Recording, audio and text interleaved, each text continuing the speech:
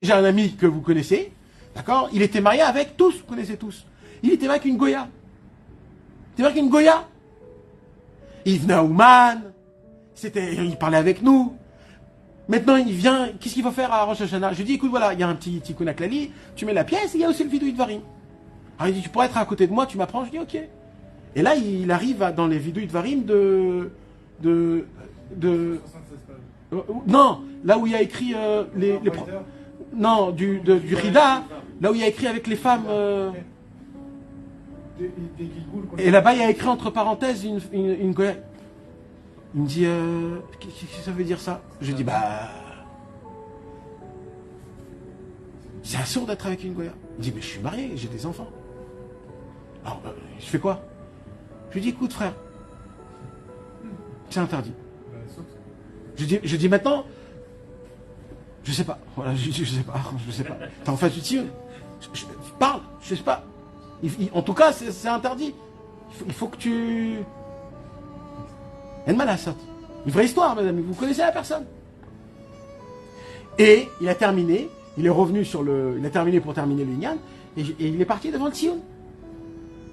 Et il a parlé, il est revenu, il dit, écoute, moi il y a des choses que je peux faire, des choses que je peux pas faire. Je lui dis, écoute, ça c'est pas à moi qu'il faut le dire, c'est au Rébé qu'il faut lui dire. Essaye de chercher au plus profond de toi, admettons, tu serais pas marié, etc. Admettons, on t'aurait proposé maintenant, tu aurais dit oui, et il dit maintenant que je sais, j'aurais dit non. Je lui dis voilà, t'as ta porte de sortie, va chez Rabbeinu, il dit ça, c'est ta seule chose que tu veux dire. Si aujourd'hui on m'aurait proposé cette situation, j'aurais dit non, mais je suis pas dans cette situation. Mes amis, au moment où on dit une vérité, la vérité, elle ouvre une porte, elle te fait sortir de l'obscurité que tu es. Cette personne, elle est arrivée dans une situation, aujourd'hui elle habite en Israël, et elle est mariée avec une juive, et des enfants juifs.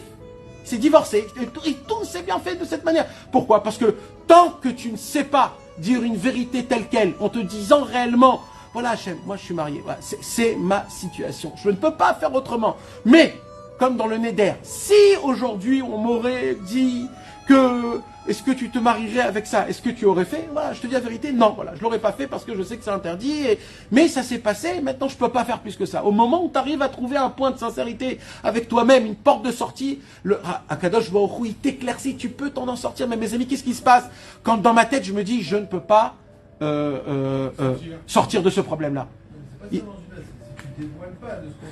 Alors Rabbeinu, il dit pourquoi tu dévoiles pas? La logique, c'est parce que tu sais que tu ne pourras jamais t'en sortir. Combien il y a des Bachourim qui veulent être des Kdoshim, ils veulent être des saints, et ils disent mais c'est pas possible, c'est pas possible, c'est pas possible. Alors même prier, ils prient pas. Même de vouloir arrêter, ils n'arrêtent pas. Alors on fait quoi?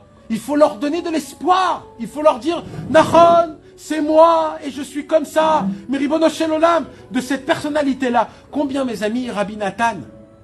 Vous savez, mes amis, j'ai posé une question. Je veux poser une question réellement, soyez sincères le plus possible. Ben, soyez sincères le plus possible. Dans le Likutei Tfilot, quand Rabbi Nathan, il dit je suis un chien, je suis un Noef, je suis un voleur, je suis un rachat. Noef, comment on dit? Débauché. Je suis un débauché. Mes amis, dites-moi la vérité. Est-ce que Rabbi Nathan, il a écrit ça pour la beauté du livre, ou alors parce que réellement il se voyait comme ça? Réellement, la vérité, mes amis. Hein? Vous en pensez quoi? Il a écrit pour nous. Il a écrit pour nous? Eh bien, je vais vous dire la vérité. Rabbi Nathan, il se voyait comme ça et même plus pire que ça. Parce que Rabbeinu nous amène à apprendre à savoir qui tu es réellement. Sache qui tu es. Tant que tu n'as pas compris que tu es un débauché, tu vis dans le mensonge. Tant que tu n'as pas appris que tu es un voleur, tu vis dans le mensonge. Tant que tu crois que tu es un tzaddik et tu es impur, tu es un menteur. Alors c'est vrai que des fois tu veux pas, des fois tu es là, des fois tu n'es pas là. Mais Rabbeinu il dit, mais d'abord il faut que tu saches qui tu es réellement.